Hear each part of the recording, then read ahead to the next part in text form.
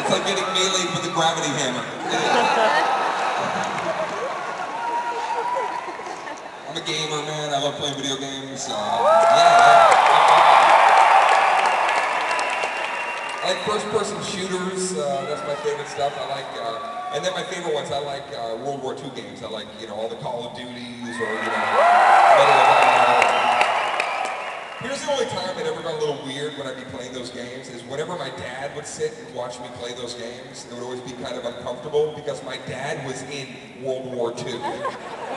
So I'd be running around the battlefield killing guys, my dad's just staring at the screen.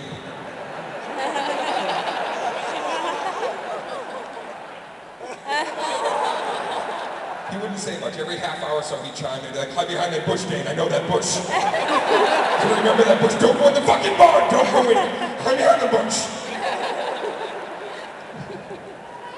I told that story a few years ago on a talk show, and my dad, you guys, he called me the next morning, like 7 a.m.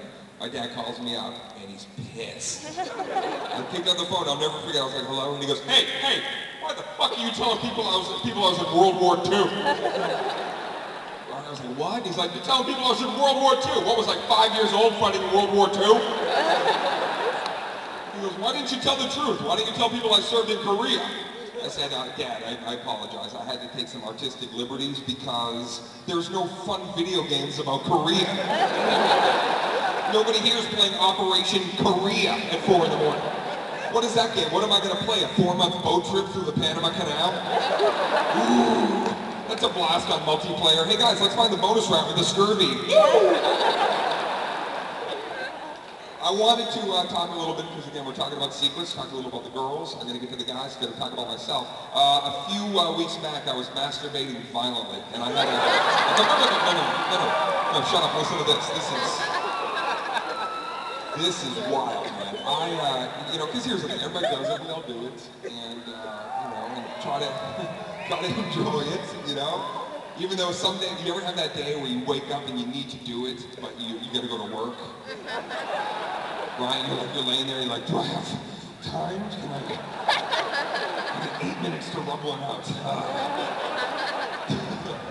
But you can't, so you end up having to go to work, but you do that thing where you make a little appointment with yourself, You're like, tonight. All day at work, people are like, hey, do you have any plans later? You're like, I'm tossing something around. You get ready in the morning. Girls, I'm sure you put your vibrator in a little cozy next to the bed, right? Put a little rose. Bye, rabbit. See you tonight. I know about the rabbit. It's adorable. Yeah, it's a little pocket size. Unless you're a big girl, then it's the Falcon 5000. Let's put a tongue switch. Moose antlers at the tip. Comes with a sidecar, a helmet, and a will. eBay. It's on there.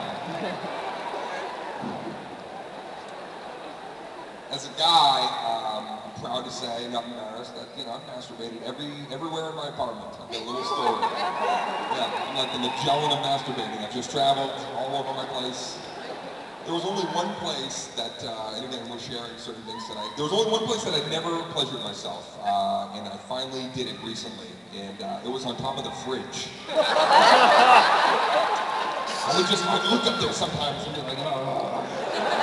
Before I'm too old to get up there, I gotta do it. And finally I was like, fuck it. I took off all my clothes, I climbed on top of the fridge. I curled up like a little bobcat, and I was just, I don't know, so happy, man. I was just up there smiling. I love heights, so I was looking around and just, my dog staring up at me like proud,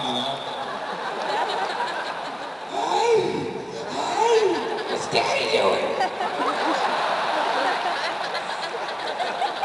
Oh, it's just a wonderful moment. But actually had a couple of things happen. I learned some lessons. I learned some very valuable lessons while pleasuring myself on top of the fridge. First thing I learned, very dusty up there. I should definitely maintain it. Also, I had Fruit Loops stuck to my back. Which is so weird. How did those get out? I've never poured a bowl of Fruit Loops on top of the fucking fridge. But that's just odd.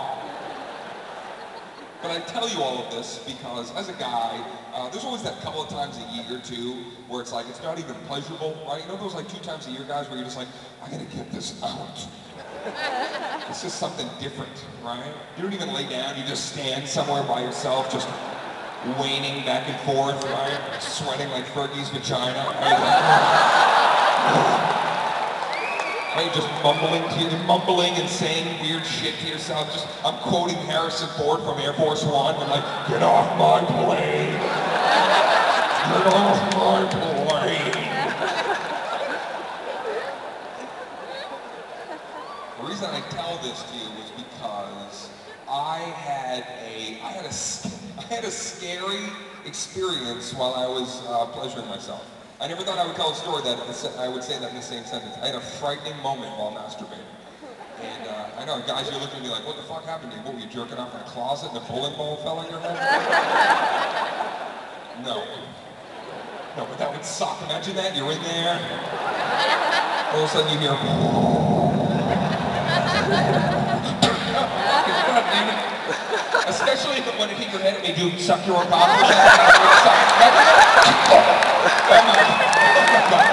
I would have to call one friend. You'll never believe what just happened. I was jerking off in the closet and a bowling ball made me suck half my own dick. It hit my head and half of my own cock went in my mouth. Finally.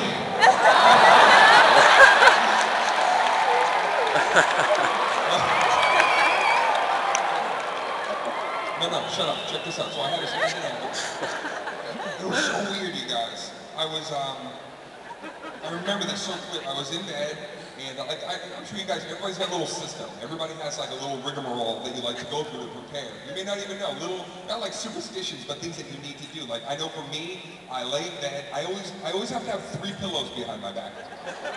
Yeah, 3 pillows. Yeah, I like a nice hospital bed setting when I'm about to.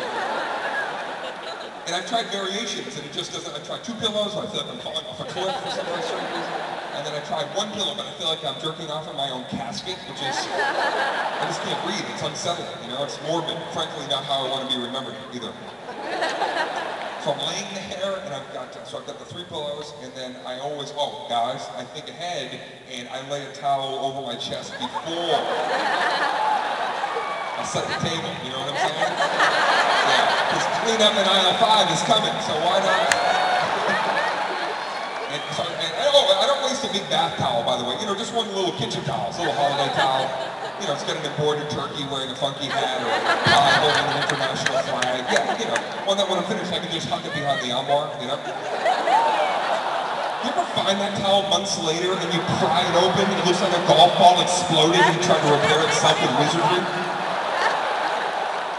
Too much? Did I fuck up? I crossed the line. I'm sorry, everyone. I apologize. I felt it coming on. I was like, don't say that, don't say that. All right, I apologize. I fucked up. Too visual. I get it. Even though it does suck, right, girls, when you roll off your guy and he's, you know, come all over you and you take that towel and you forget there's stalagmites from the time before. Crystals cut you open. Too much. I fucked up twice in a row. Look what I did. I'm an idiot. Sometimes it should just stay in the... No, I don't accept that. Do not encourage me.